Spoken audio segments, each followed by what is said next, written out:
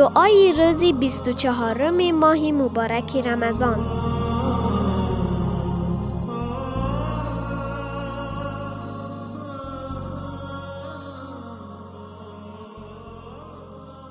بسم الله الرحمن الرحيم.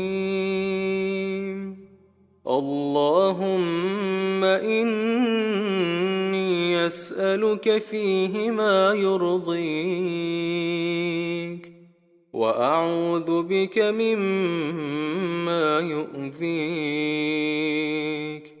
وأسألك التوفيق فيه لأن أطيعك ولا أعصيك يا جواد السائلين.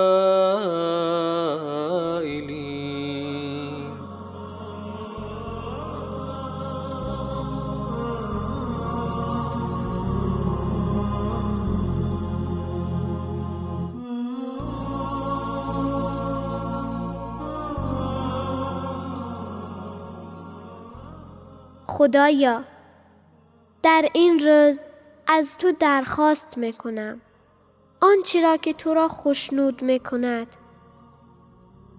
و به تو پناه میبرم از آنچه که تو را ناخوشنود میسازد و از تو در این ماه توفیق اطاعت و دوری از گناهان را میطلبم. ای بخشنده درخواست کنندگان.